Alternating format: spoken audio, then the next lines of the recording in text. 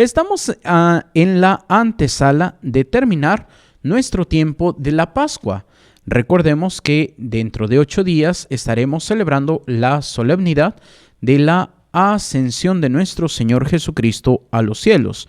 ¿Qué significa esto? Pues precisamente significa que Cristo pues es llevado, o más bien no es llevado, porque Él es el que tiene el poder para subir al cielo, pero es llevado al cielo por el Padre. ¿Para qué?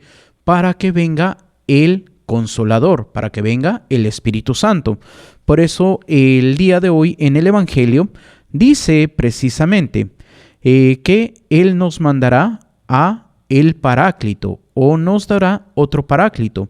Pero para eso pues viene precisamente esto que es la condición sine qua non, el cumplir los mandamientos. ¿En qué sentido tenemos que cumplir los mandamientos?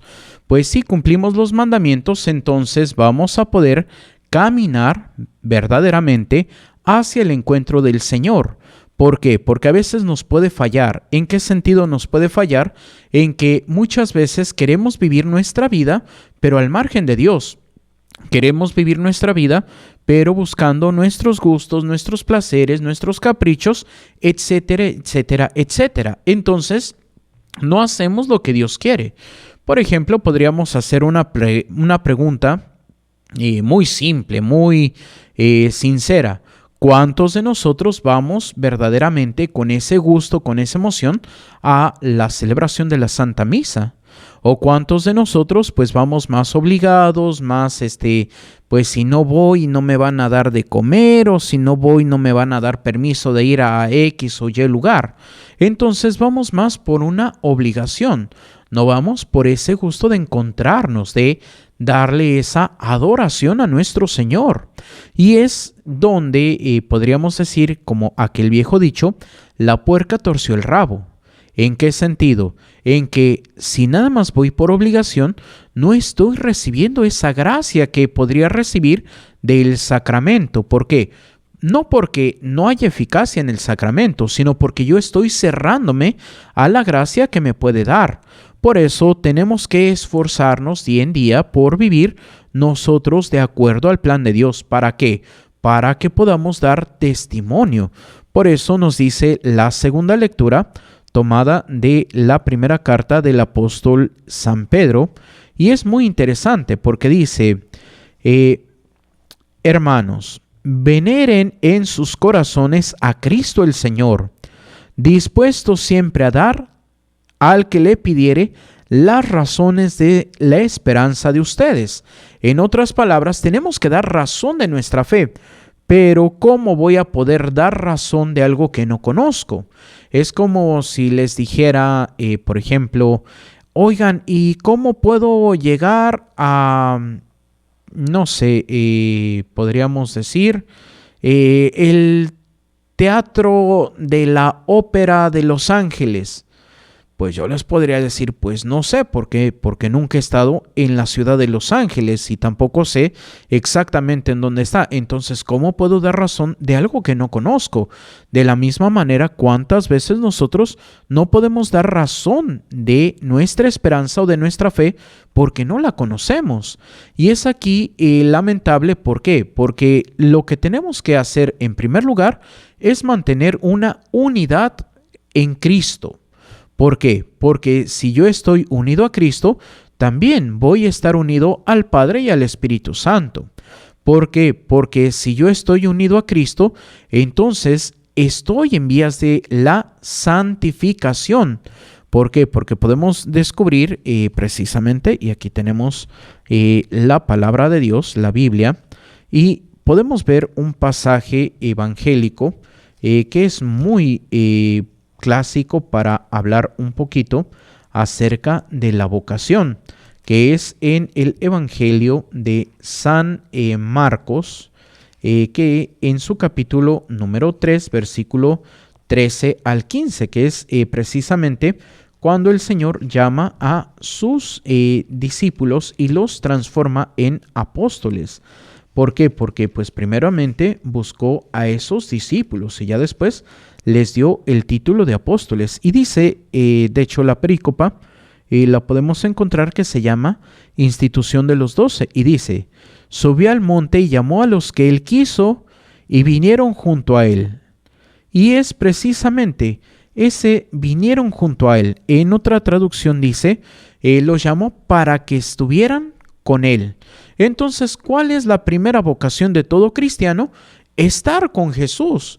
Pero vamos a preguntarnos realmente cuánto tiempo estamos con Jesús, o cuánto tiempo podemos estar precisamente en la pantalla del celular, en la pantalla de la tablet, en la pantalla del videojuego, en la pantalla de tantas cosas. Simplemente podríamos preguntar. A veces los padrecitos, sobre todo cuando juegan sus equipos favoritos y en domingo, ¿a poco no? A veces hasta hacen la homilía más pequeñita para que puedan ir a disfrutar el fútbol. ¿O cuántos a veces parecemos más futboleros, o pues de la religión de el Facebook, del Instagram? ¿Por qué? Porque hablamos más de eso, y pues es lamentable. ¿Por qué? Porque lo que sí debería de conocer, lo que sí debería de buscar, pues no lo busco, no lo encuentro. ¿Por qué?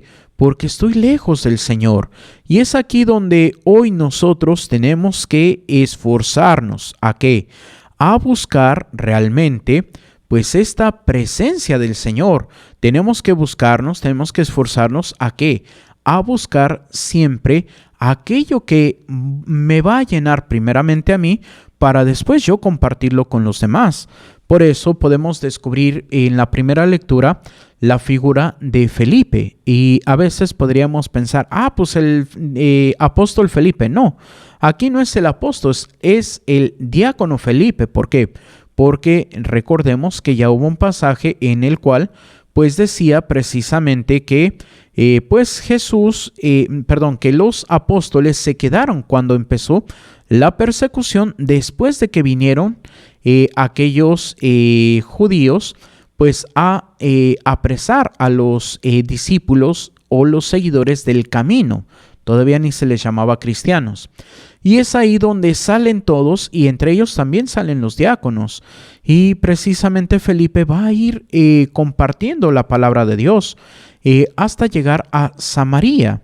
Y es ahí donde pues logra la conversión de varios, y entonces aceptan el nombre de Jesús. Y es cuando la comunidad de Jerusalén manda a los apóstoles Pedro y Juan a que los confirmen, a que reciban el Espíritu Santo, porque solamente habían sido bautizados. Y es aquí donde hoy también nosotros tenemos que ir como esos primeros cristianos, salir de nuestra comodidad para anunciar el Evangelio, y más que con palabras, con nuestras obras. Pero también pues tenemos que utilizar las palabras. ¿Por qué? Porque hoy vivimos en un mundo que está más unido a los propósitos del mundo, y podríamos descubrir cómo también podemos encontrar este aspecto en el Evangelio de San Juan, un capítulo más adelante, en el capítulo 15, cuando dice: ustedes están en el mundo, pero no son del mundo. Y después les dice: si el mundo los odia, sepan que me han odiado a mí primero. Entonces aquí es cuántas veces nosotros nos hemos quedado y pues vivimos las cosas del mundo. ¿Por qué? Porque nos atraen más, conocemos más las cosas del mundo que las cosas de Dios. Y la premisa del Señor sigue estando en pie. Estamos en el mundo, pero no somos del mundo. Tenemos que luchar día en día por encontrarnos con el Señor. Pero ¿cómo me voy a encontrar con el Señor si le pongo peros? Por ejemplo, cuando estudié el seminario, había un sacerdote que me dio clases, que pues bueno, en paz descanse, el padre Juan Carlos Delgado. Y nos preguntó así en la primera clase que tuvimos con él, cuántas veces habíamos leído la Biblia. Y pues por ahí el que más la había leído completa una sola vez. Y pues dijo, pues ¿en cuántos años han estado en el seminario? Y pues bueno, algunos que venían del seminario menor, otros que veníamos de casas de formación religiosa, pues teníamos un poquito más de tiempo. Los que menos tiempo, pues tenían los 4 años de la filosofía y estábamos iniciando la teología. Y dice, muchachos, pues bueno, si desde que entraron a la casa de formación o entraron al seminario, pues por lo menos ya habrían leído mínimo 4 veces la Biblia. ¿Por qué? Porque todo fiel bautizado tiene el compromiso de leer la palabra de Dios por lo menos una vez al año. Y ya decía, los sacerdotes, las religiosas, los religiosos, pues tendríamos que leerla por lo menos 2 veces al año. Y la pregunta es, ¿qué tanto leemos la palabra de Dios? ¿Qué tanto también conocemos el catecismo de la Iglesia Católica? ¿Qué tanto conocemos también algo que podríamos decir, ay padre, pero ¿cómo? La doctrina social de la Iglesia. ¿Por qué? Porque pues sí, también la Iglesia tiene su doctrina social. ¿Y qué es lo que nos invita a esta doctrina social? Pues verdaderamente ir a ayudar al necesitado y no nada más decir, pues es que lo ayudo porque pues es el necesitado, entonces por amor a los pobres. No, aquí es por la caridad, por amor a Cristo. Por eso hasta el órgano internacional de ayuda de la Iglesia pues lleva el nombre de Cáritas. ¿Y qué significa Cáritas? Pues precisamente caridad, amor, y es ahí donde nosotros tenemos que hacerlo. Y el amor que tenemos que llegar a encontrar con Dios es precisamente pues el amor del cumplimiento, de la obediencia, de la entrega filial. Ahora muchos ven la obediencia como algo malo, ven la entrega a Dios como algo malo. ¿Por qué? Porque pues queremos vivir la libertad del mundo. Pero el Señor nos invita a que entremos en ese contacto, entremos en ese amor verdadero que el Señor nos ofrece, para que de esa manera entonces sí podamos dar un buen testimonio de nuestro Señor Jesucristo. Por eso, pues tratar de vivir siempre dando ese testimonio de nuestro amor, dando razón de nuestra esperanza.